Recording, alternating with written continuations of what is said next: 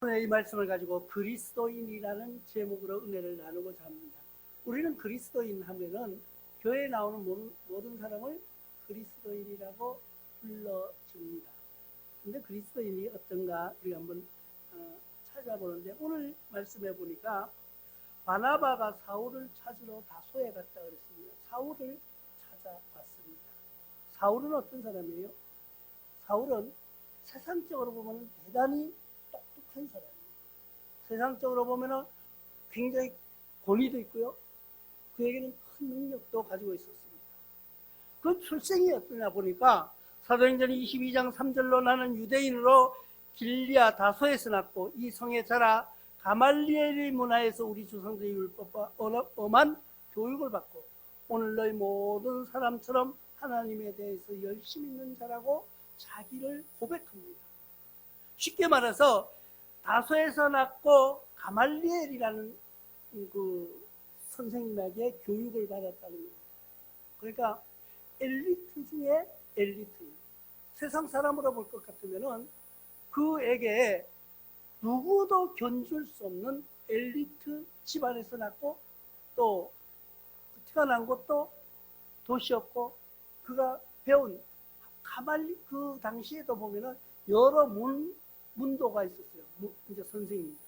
지금도 보면은 우리나라에도 뭐 어떤 교수님들 많죠. 유명한 교수님. 그러면은 우리끼리 이야기할 때도 또 누가 뭐 이렇게 만나서 얘기할 때 내가 어느 학교 나왔어. 은근히 자랑하는. 우리가 목사님들도 만나거나 또 아니면 교우들 만나거나 밖에 나가서 사람들 만나면은요, 은근히 내가 어디서 났다고 이야기하는 거예요. 그래 나는 아무리 이야기를 해도 강원도에서 났다니까 촌놈이라고 상대를 안 해줄래요. 그리고 옛날에 그 학교 다닐 때 서울 가가지고 울산서 왔다니까 이 사람들이 말을 하는데 뭐라고 울산서 오셨어요? 이러는 거예요. 그 말씀, 어이구 하는 그 말씀이 뭔지 알아? 너는 촌놈이다 이거예요. 촌에서 왔다 이거예요. 그래가지고 그 왜 눈빛이라는 게 제일 촌에서 왔다 이거, 시골에서 왔다 이거. 그런데 이 사울이라는 사람은요, 출생부터가 또 그 자기가 배운 선생님이 이 당시에 최고의 문학을 가르쳐줍니다. 근데 또 이 사람은 로마 시민권이잖아요.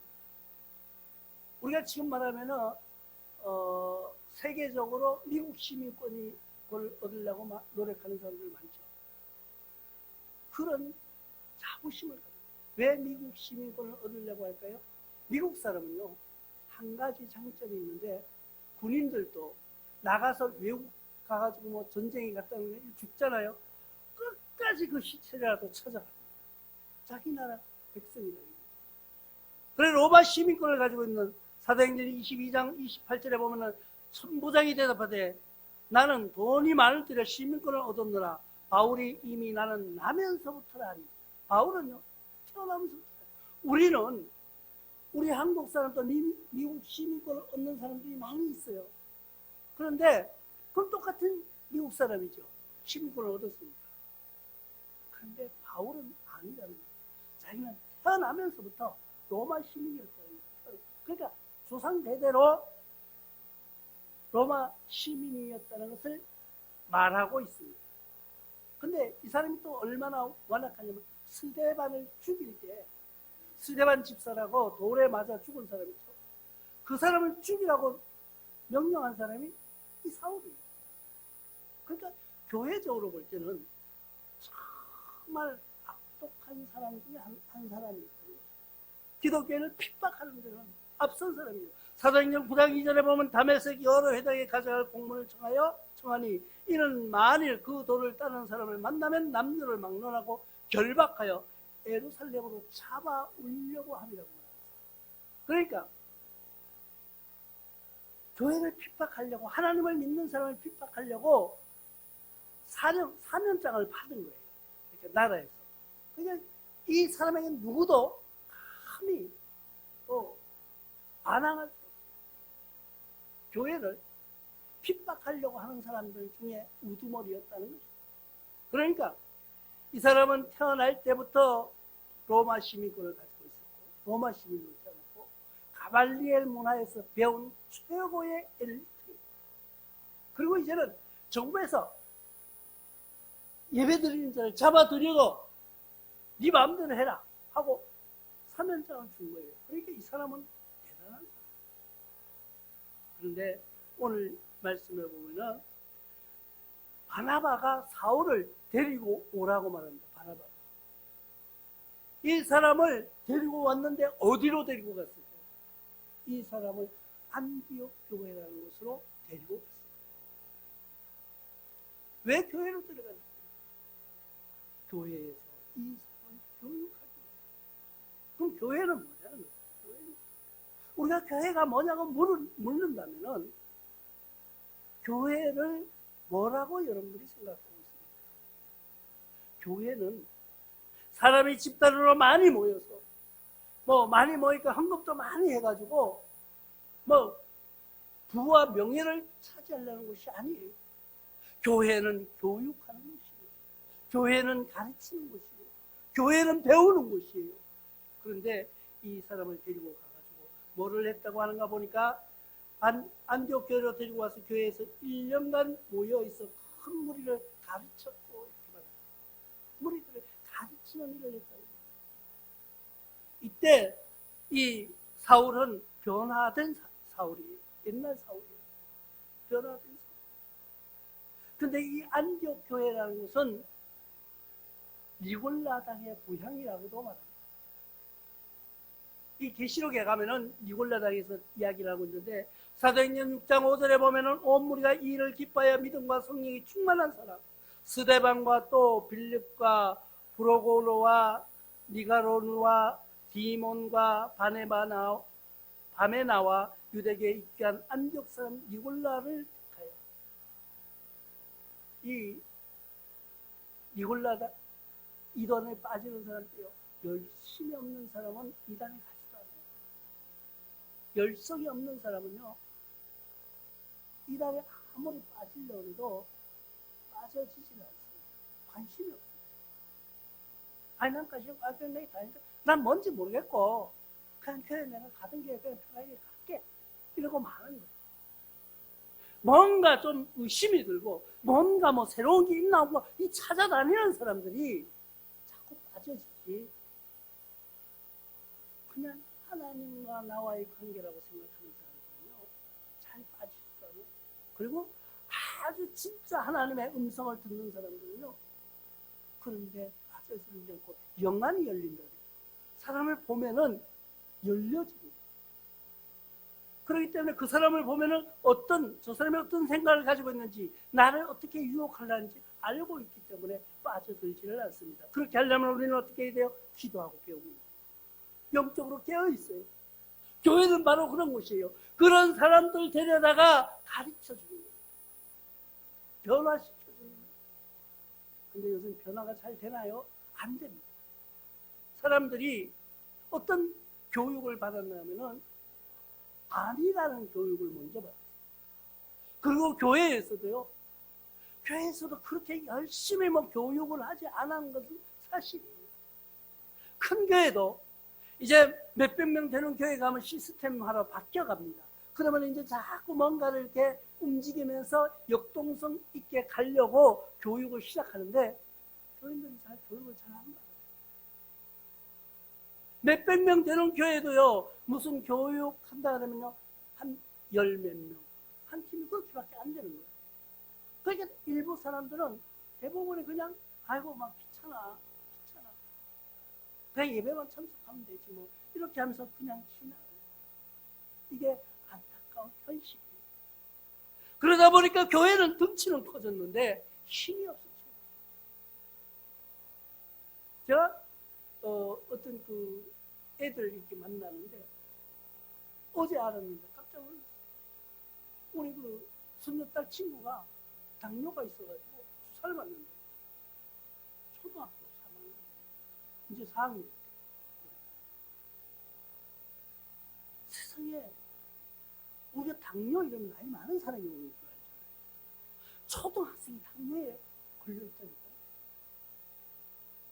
우리 신앙에 그런 당뇨가 와 있지는 않느냐는 거예요. 우리 교회에 그런 마음에 심령에 당뇨가 들어있지는 않느냐는 거예요. 당뇨가 왔는데도 주사도 안 맞고 인슐린을 안 맞고 그냥 지나가고 있던 건 아니냐는 거죠. 덩치는 커졌지만 힘이 없어졌어요. 숫자는 많은데 아무것도 대항할 능력을 갖고 있지 않습니다. 왜 그럴까요? 우리가 성경적 지혜가 깊지 못하기 때문이 아닌가 한번 생각해 보시기를 바랍니다. 이 안디옥 교회가 이방교회의 시초가 됐다고 말합니다. 사도행전 11장 20절에 그 중에 구브로와 구레네 몇 사람이 안디옥에 이르러 헬라인에게도 말하여 주 예수를 전파하니 교회로서의 시작이 되었습니다.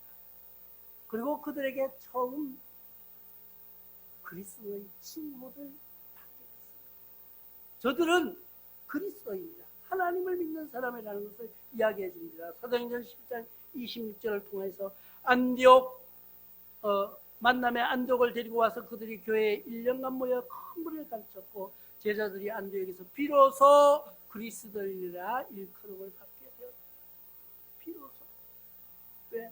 이 사람들이 교육을 다 받고 나니까, 교육이 다 이루어지고 나니까 비로소 처음 그리스도인이라는 칭호를 받았다.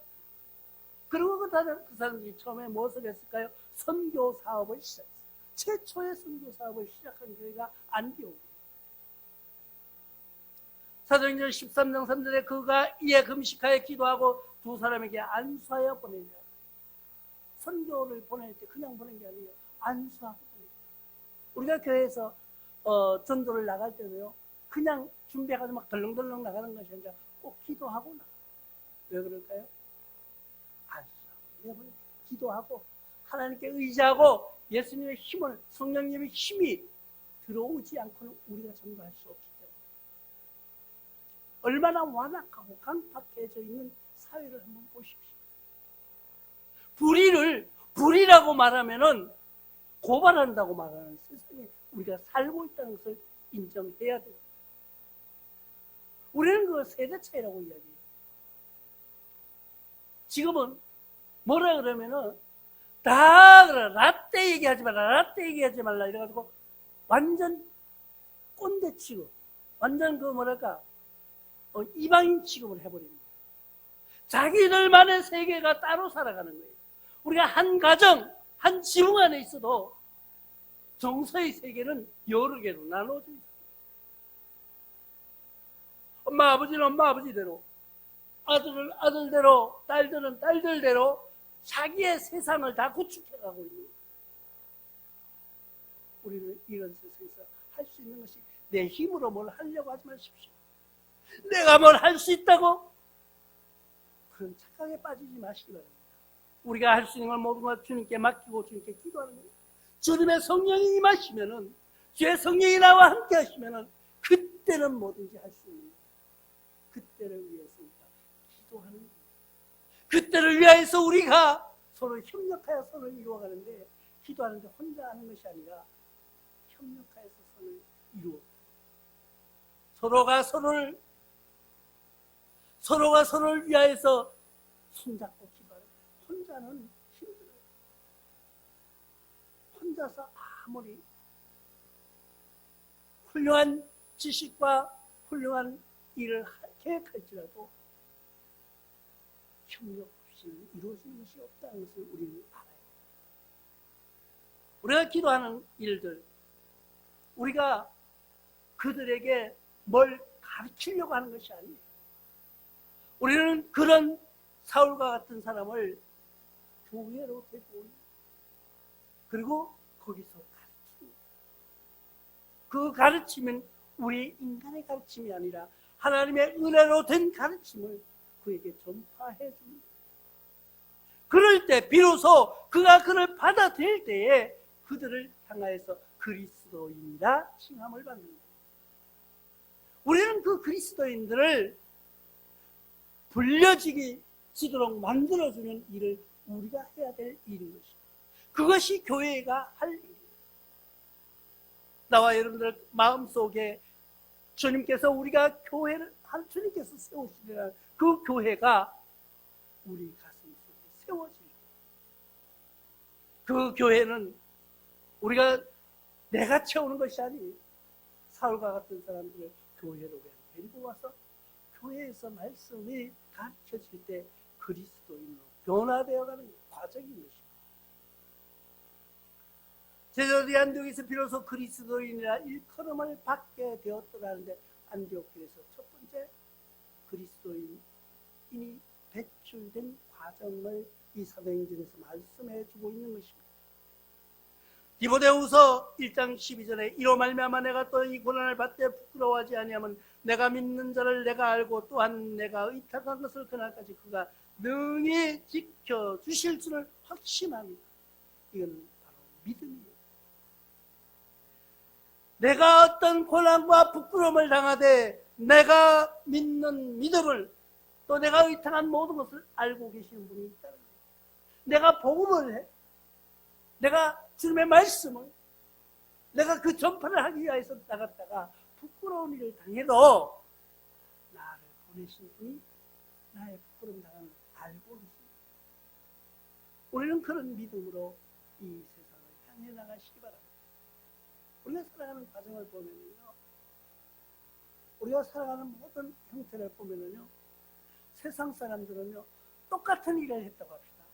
똑같은 일을 했다고 하는데 이 한 사람은요 그게 부끄러운 짓인 줄 모르고 이야기해요. 한 사람은 부끄러워해요. 그래서 말을 안 해요. 우리는 어떤 편에서는 왜 부끄러워할까요? 하나님을 아는 사람은 부끄러워하는 거예요. 그러나 하나님을 모르는 사람은 잘하는 거예요. 자기가 잘못한 것이 뭔지를 모르기 때문에. 그리고 예배가 중요하다는 것을 또 말씀해주고 있는 것을 볼 수가 있습니다. 빌립보서 2장 11절에 모든 입으로 예수 그리스도를 주라 시인하여 하나님 아버지께 영광을 돌리게 합니다. 입술로 주님을 시인할 때 하나님께 영광을 돌립니다. 그런데요, 그것이 쉽지 않아요. 나의 입술로 하나님께 영광 돌리는 일, 주를 시인하면은, 주를 인정하면은, 주님께 감사하면은 그것이 하나님께 영광이 되는데 그 인정이 쉽지 않아요. 그의 입술로 주님을 시인하는 것이 쉬운 일이 아니라 우리는 그들을 향하여서 기도하고 끊임없이 붙들고 복음을 전하는 것은 그들의 입술을 통해서 주를 시인하게 하는 거예요. 왜 시인하게 해요? 뭐 시인하게 할 필요가 뭐가 있어요? 하나님이 기뻐하시는 일이기 때문에. 하나님이 기뻐하시는 일이기 때문에 우리는 그들에게 할 수밖에 없는 것이죠. 그리고 닮아가는 것이 있습니다. 누구를 닮아갈까요? 세상 사람들은요, 훌륭한 사람들을 보면 그 사람을 닮아가려고 합니다. 옛날에 그 조영기 목사님이 예전에 이제 젊었을 때 설교를 들어보면 어떤 설교가 나오냐면은 내가 이 교회를 이렇게 크게 하니까 우리 신학생들이 나를 따라서 흉내내려고 합니다. 이러면서 흉내내는 게 내가 경상도 사람에서 쌍시옷 발음을 잘못하는데 쌍시옷 발음 못하는 것까지도 흉내를 내면 따라합니다. 얼마나 그 목사님 훌륭하면은 제자들이 신학생들이 그 경상도 사람 쌍시옷 발음 잘 못하잖아요. 그래서 그것까지 흉내내. 아니, 이 양반은 원래 못하는 거예요. 원래 쌍시옷 발음을. 그런데 학생들이 그 선생님이 좋으니까 그 발음까지 쌍시옷 발음 못하는 것까지 따라한다는 거예요. 그러니까 선생님을 존경하면 닮아가려고 하는 거예요. 우리는 마찬가지예요. 우리도 닮아가는 선생님이 있어야 됩니다. 여러분들이 닮아가고 싶은 사람이 누구예요? 고린도전서 11장 1절에 보면 내가 그리스도를 본받는 자가 된 것 같이 너희도 나를 본받는 자가 되라고 말씀하고 있습니다. 사울의 말이죠. 그리스도를 본받는 자가 된 것처럼 나도 그리스도인을 본받았다. 나도 그리스도 예수님을 따라가려고 예수님을 닮아가려고 하고 있는데 너희도 예수님을 닮아가는 이야기를 주고 있는 것입니다. 우리가 닮아가는 데도요, 사람의 목표를 잘 보고 닮아가야 돼요. 분별하고 닮아가야 돼요. 우리는 교회로서 사명을 할 때, 그리스도인들의 사명을 할 때 닮아가는 사람이 한 사람이 있어야 돼요. 여러분들은 누구를 닮고 싶습니까? 그리고 또 교제가 이루어지는 그런 그리스도인이 되어야 됩니다. 그리스도인은 나만 내가 탁 막아놓는 것이 아니라 우리는 교제가 이루어져야 됩니다. 요한일서 1장 3절에 우리가 보고 들은 바를 너희에게 전함은 너희로 우리와 사귐이 있게 하려 함이니 우리의 사귐은 아버지와 그의 아들 예수 그리스도와 더불어 누립니다. 우리가 사귐은, 나와 여러분들이 사귐은요, 우리 교회 교인들이 사귐은 예수 그리스도와 더불어 사귐이라는 것을 인정하신 겁니다. 교인들이 모이면 무슨 얘기하겠어요? 기도하는 얘기, 또 전도할 생각, 또 아니면 하나님의 받은 은혜, 뭐 이렇게 나오면서 그냥 웃고 하잖아요. 세상 사람들은 아무것도 없어요. 세상 사람들은 어디 가서 뭐를 하면 돈을 벌까, 아니면은 뭐 어디 가서 술을 먹고 어디 가면 뭐 편하게 빠져, 이런 얘기로 주가 달라집니다. 나눔에 또 교제에 그 이야기 대화가 달라집니다. 그게 그리스도인이라고 말합니다. 우리는 사울 같은 사람, 교회에서 교육할 수 있는 그런 그리스도인이라고 불려지는 그런 사람들이 되기를, 내 자신이 물론 돼야 되겠지만 남들에게 교제로 닮아가게끔 만들어가는 여러분들 되시기를 주님의 이름으로 축원합니다.